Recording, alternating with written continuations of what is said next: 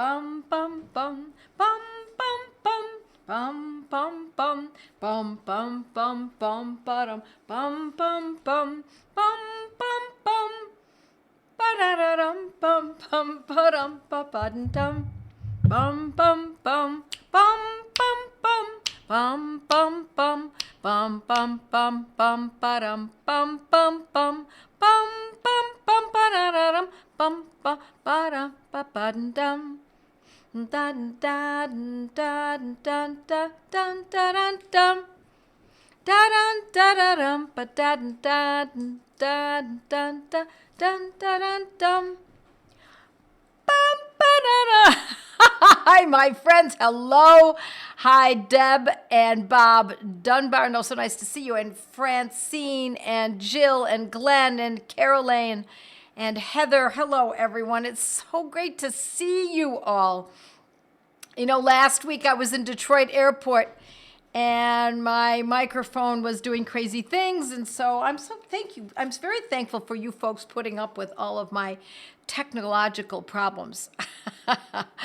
But I'm back to my own office, my own desk, and so it's much easier. And I'm assuming you can hear me and that you can see me properly and that we can connect tonight. So hello. Hi, Nicole from Knoxville and Evelyn from Lynn Haven.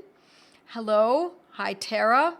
Hi, Brenda. Sandy from St. Paul, Minneapolis.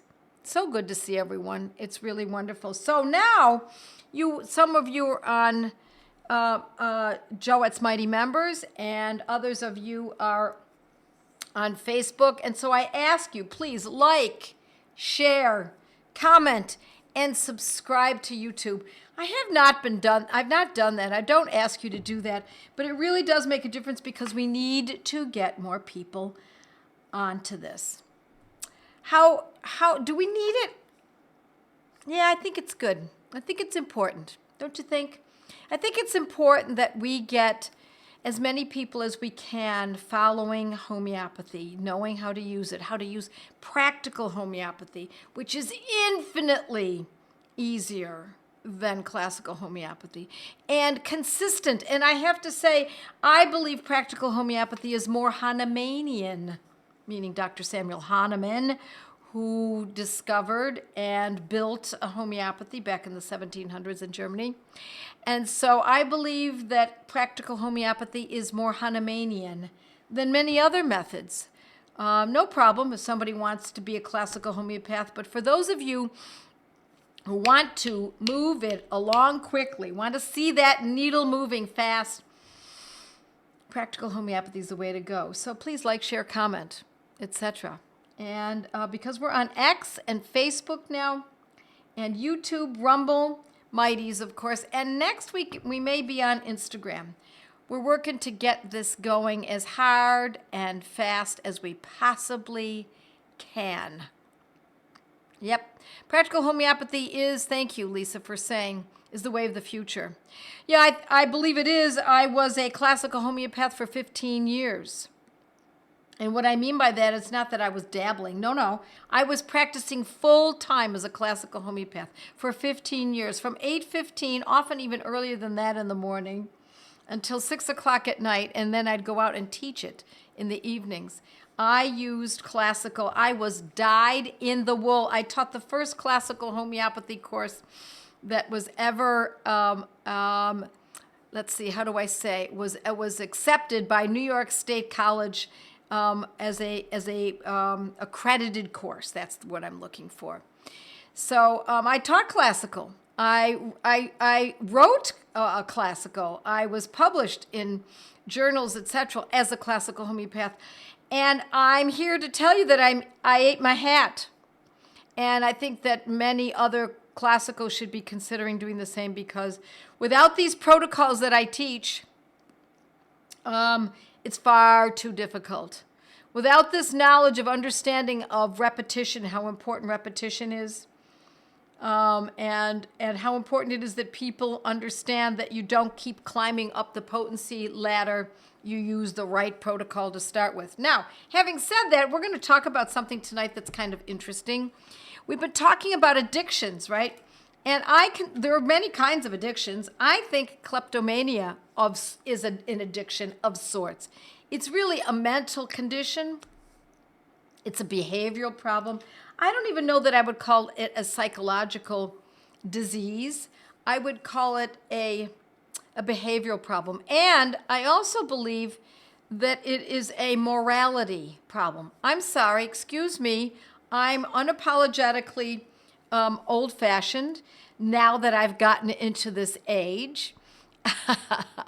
I'll answer a few questions, but then we'll get into this discussion tonight about kleptomania.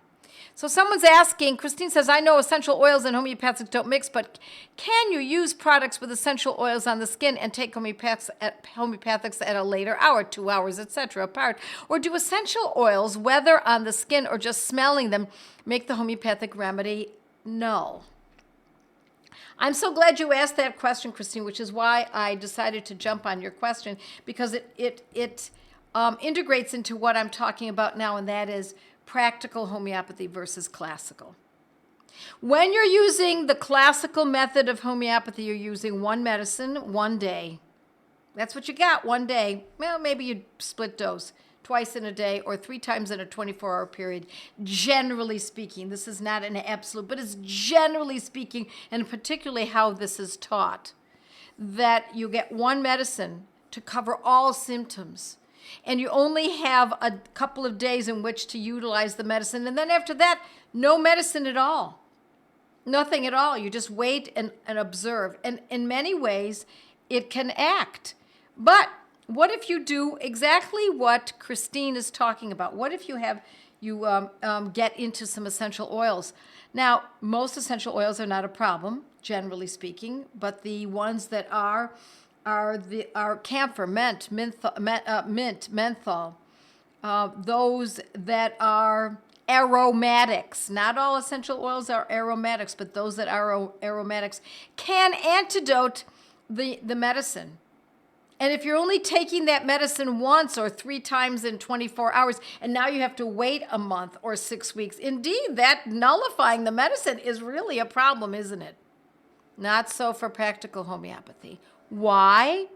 Because in practical homeopathy, the way I teach this is we repeat the medicines. Generally, there is a schedule of repetition that is pretty frequent. Sometimes it's twice daily. So if you took the medicine in the morning and then got into, say, menthol in the afternoon by sniffing it from an essential oil diffuser, and now it begins perhaps to antidote, you may or may not know that, that night you're going to take the medicine again. And then the next morning you're going to take it again and take it again the next day and the next night. You see how it is, how beautiful that is? Spearmint, mint, yes, those are, mint is spearmint, yes, absolutely, spearmint is mint, and those are, that's an aromatic, and yes, indeed, it can do that. But if you're going to be repeating the medicine, what's the worry? Unless you plan on using that spearmint or camphor every day. Now, having said that, not all people are sensitive. So after saying all that, it turns out that some people can handle these essential oils and they don't antidote the homeopathic medicines at all. So let's talk about addictions, and we'll go right to the addiction of sorts of kleptomania. So here's another way of looking at this. Is kleptomania an addiction? Is it a moral behavior? Or is it a psychological problem? Regardless of what it is, it often accompanies other addictions. An addiction to alcohol, an addiction to synthetic drugs, an addiction to prescribed drugs, which is one of our biggest addictions in this world today, as far as I'm concerned, It's the prescriptions that everybody thinks, oh no, that's acceptable because it was prescribed. Oh, really? Because somebody else gave it to you, then it's okay. So prescribed drugs can cause addictions. Of course they can. You're going to have to take it the rest of your life. We're told that all the time. And then there are street drugs, street drug addictions, cocaine, morphine, etc., etc., etc. So kleptomania often is part of the behavioral problem of being addicted as well. So I just thought it would be fascinating to look at kleptomania, and I'm going to my Robin Murphy's repertory, and if you're a serious student of homeopathy, you own this book or something similar. It doesn't have to be exactly the same edition. It can be another edition. This is the 4th edition. 3rd edition is equally as valuable. Of course, each edition has a little more value added. And so we're going to go to the mind section, which is in the beginning, and I'm going in my 4th edition, for those of you who have this book, to page 181. And I'm going to the bottom of the page. And here we see kleptomania, and there are some medicines there. And the medicines there that we can consider are uniquely, no, that's not the word, are interestingly, I guess, concomitant with those medicines we would consider for drug addiction. So an addiction is an addiction, addiction is an addiction many times.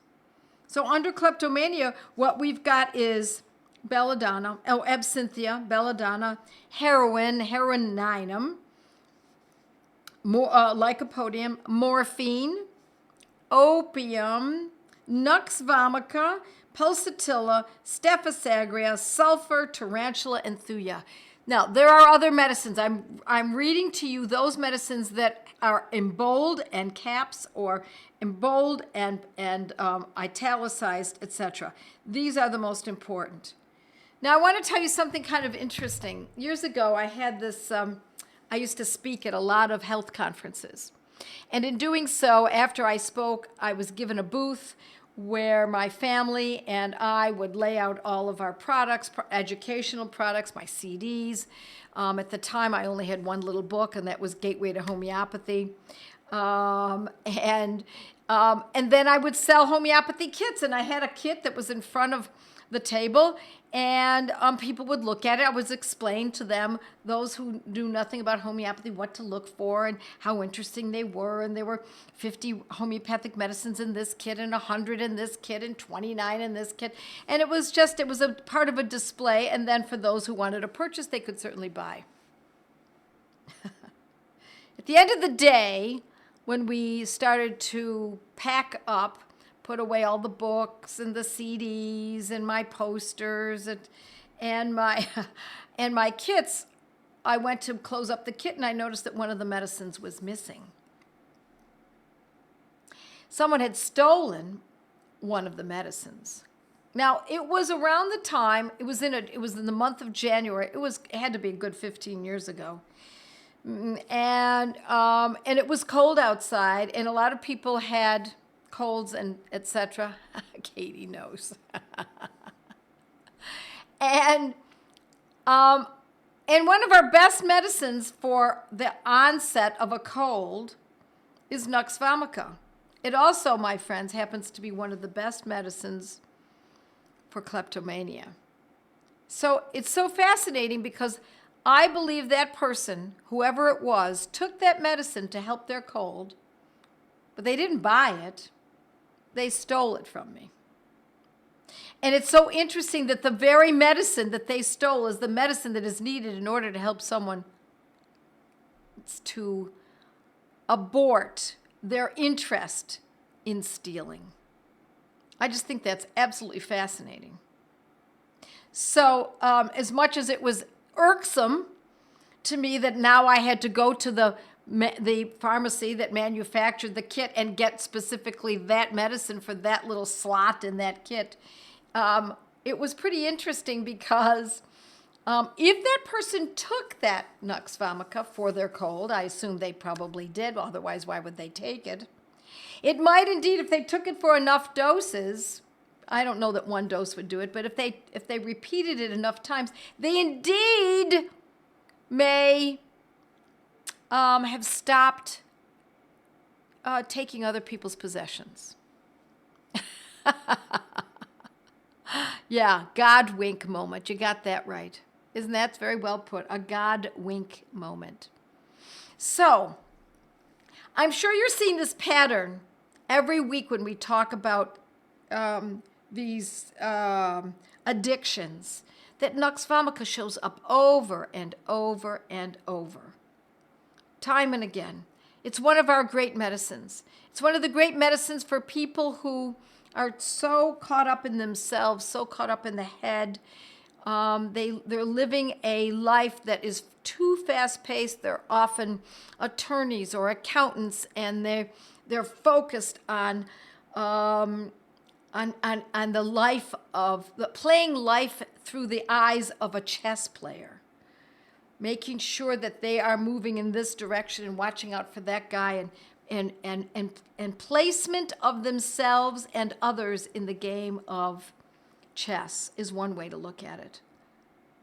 And so another way to look at it is that they just don't get enough physical exercise. They don't get out and go to the beach. They don't. They're too much into the their intellect and not enough into the physical or the heart or any other area of their body.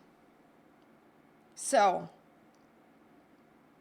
if we look at this, the most important medicine is, I'm looking right here in the repertoire. I'm going to show it to you. I have a splotch in this book, so you have to ignore that. Right down below the splotch. I hope you can see that. There we go. Kleptomania. You see that, kleptomania? See the large OP there that stands for opium? See the HERIN in the upper left of the rubric? Heroinum, which is heroin, of course. I got to hold it still so it can focus in more readily. Morph, MORF, morphine. The three medicines that are probably the top of the whole rubric are all remedies that are made from addictive drugs. Isn't that fascinating?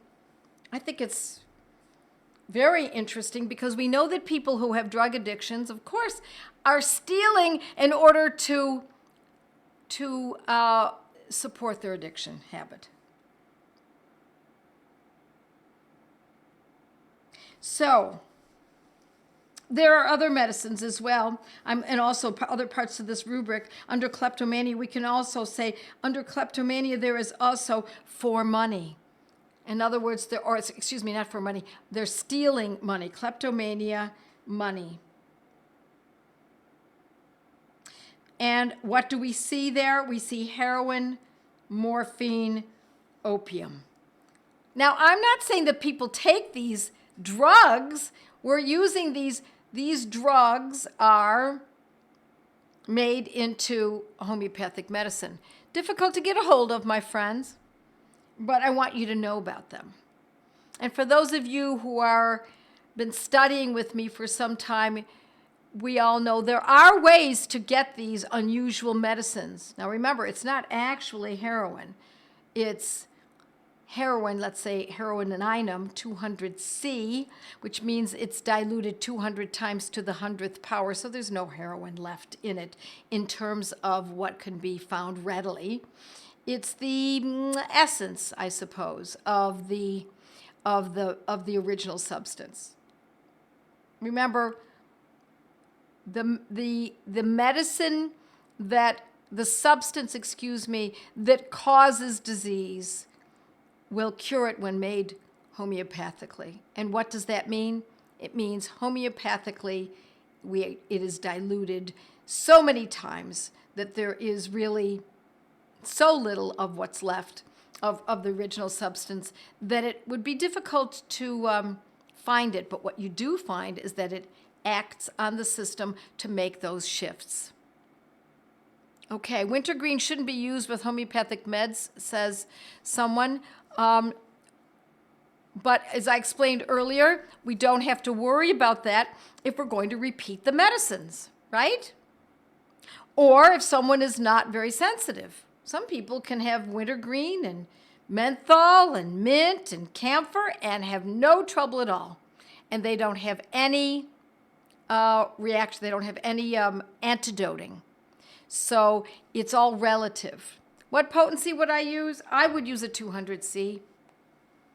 The parallel of addictive products to homeopathically produced remedies is amazing. It is Zen. I think it's Zenlai Linda. Yes. Yep. There's always deception paired with addiction, says Leanne. You're absolutely right. Yep. Because if we were to look also at lying or a liar, we would look that up in the repertory, we'd find some of the same medicines as well. How often would we use a medicine such as Nux vomica, for example?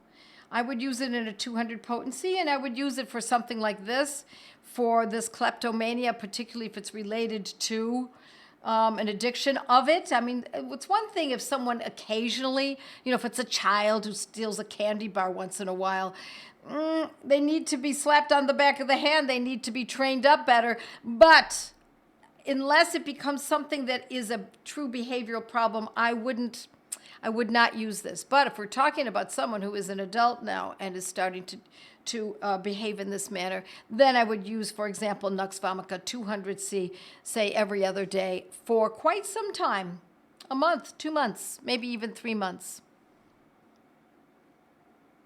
Yes, it's really true. How do you know which one to use? Can you give keynotes of each? Well, the way to do that is then you go into your Materia Medica.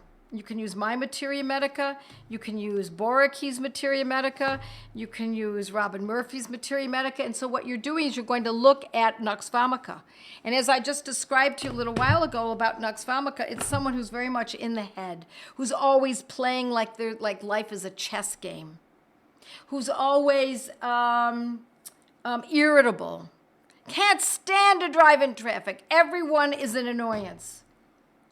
Irritable, in difficulty staying asleep at night. Nux vomica. Those are the keynotes. And you would find that by looking in your Materia Medica. Now, if you're also looking at, let's say, belladonna, because belladonna was very important in this rubric as well. You're going to read in your Materia Medica and belladonna. One Materia Medica? How serious are you about homeopathy? If you're serious about really learning this, you're going to own more than one Materia Medica. I've authored a Materia Medica, and it's a simple one for desktop. And as a matter of fact, we now have, I guess I was going to show you that we have our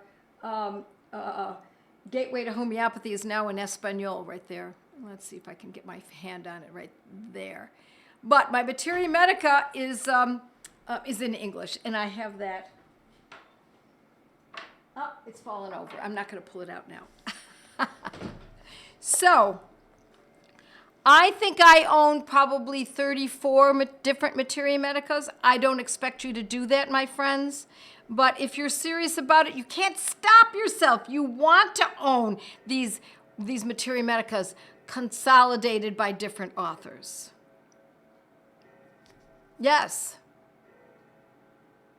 Can you explain why a higher potency diluted more times is more potent? It's not necessarily more potent, my friends. It's not. I know that many people say that it is more potent. It's just, it acts differently. I think that's a better way of explaining it. Potency matters. So in other words, when I teach a particular protocol, I'm going to tell you what potency it is and what frequency it is, and that really matters. But when a medicine is, when a substance is diluted, it's diluted and it becomes less and less and less intense in the original substance. But then what happens is as it dilutes, there's less and less of the toxic aspect of the original substance, and at certain point, up comes the curative aspect. So, what was the word? Is it more potent? Not necessarily. It just acts differently. Potency matters. You're right, Tara. Potency matters. Yes. How do you know if a Materia Medica is written by a reputable source? That's a good question. Well, Boraki, Robin Murphy, all of the greats, Kent, let's see. I'm trying to think of somebody. Mine, I mean, I trust mine. These books are medical books. They were written by medical doctors, and I would trust all of the old masters. There's no doubt about that. I don't know that there are materia medicas that are being written today so much, but in that case, Morrison, thank you very much. Morrison's Desktop Guide. FATAK, P-H-A-T-A-K, FATAK is another great materia medica. When you study under me, when you study in my classes with Gateway to Homeopathy, as well as my academy, etc., I give you list of exactly what books you ought to own. Let's see. Oh, I love E.B. Nash. Yeah, E.B. Nash. It's got great works. Yep. There are some wonderful materia medicas out there. Sam Borkey, Kent, that's right. Yep. Joette, what is the remedy for materia medica addiction? Leanne. Would love to hear a bit about your trip and visit to Bois. I will be talking about, I don't know if you can see my poopy there. That's a poopy or pupa, I should say, is a singular for puppet. That I bought in Sicily. I will be talking more about that. Buy another. Yes. Yeah, I have my Borkia on my phone, says Leanne. You bet. You bet. You want access to your information right there, readily available. Am I missing Italy? I think about it all the time. It was like a pilgrimage for me. I went to the church that my grandparents likely were both baptized in back in the 1850s, 1860s in the little town. And they were probably married in that church, were probably christened and had their first Holy Communion and confirmations, and then were likely married in that church and then had their children christened in that church. My grandmother, my paternal grandmother, went to church every single day of her adult life, in spite of the fact that she raised approximately 14 children. I say approximately because there were some deaths early on. Okay, is there any difference between a cell salt and a homeopathic of the same potency? For instance, I own Highland's Calc Fluorine, a 6X cell salt potency, but also have the homeopathic Calc Fluorine, a 6X. Same thing. Cell salt is just the name of the category in which it is a subcategory of homeopathy. So there are 12 cell salts, and they belong in a category called cell salts. But we also have a category called nosodes. Does that make them not homeopathic? No. We also have a category that are solanaceae, certain plants. So certain botanicals, certain animal substances, animal toxins, animal venoms, those are homeopathic medicines as well, my friends. Will Chinese herbs interrupt homeopathic remedies, please? Not that I'm aware of. If I had 14 babies, I think I'd go to church every day, too, just for a quiet break, you bet. Yeah. Yeah, it was a beautiful family memory, my friends. It was really, it's settling in my brain, and I'm starting to read more up on the towns that both sets of my grandparents were born in Sicily. I walked down the streets that they walked. My cousin told me, before he passed away recently, he had been to Sicily, I think he'd said something like 12 times. Or 13 times, and I said, so how will I find the house that the family lived in? He said, well, you go to the church, and then you find the little road next to it, and it's about the 4th or 5th house down. I said, well, which church? He said, there's only one church. And the church was built in the late 1600s, and it was spectacularly beautiful, absolutely phenomenal. So, yeah, I would go back in a heartbeat, and I would certainly like to consider doing that. Thank you. Thank you for saying that. So, yeah, sounds so special. It was. In Ortigia, I spent a lot of time in Ortigia, but no, this was in Cerro de Falco and also in Racamutu. All right, let's see if I have any other questions that I can answer here. What is the best remedy for hair loss during menopause? My friends, do this. Joette Calabrese hair loss. You'll find it on my blog. I've written about it. Regardless of whether it's from menopause or old age or hormones or whatever it might be. Anytime you're looking for a condition, my friends, just do that. Joette Calabrese and then the name of the condition. And if it doesn't show up, then use a synonym.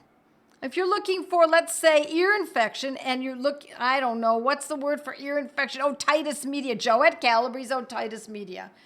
Didn't find it that way? Okay, Joette Calabrese, ear infection. Keep at, my friends, I've been authoring that blog every Sunday night for a decade and a half. I never have missed, not a single Sunday night have I missed. And you will find lots of information that you can not only use yourself, but you can send others to so that they can start becoming more independent. And so, my friends, I'm going to say goodnight to you. Oh, it goes by fast, doesn't it? It's so wonderful to see you all. Love you. God bless you all. Have a great week. Mwah. And I will see you next week. Bye now.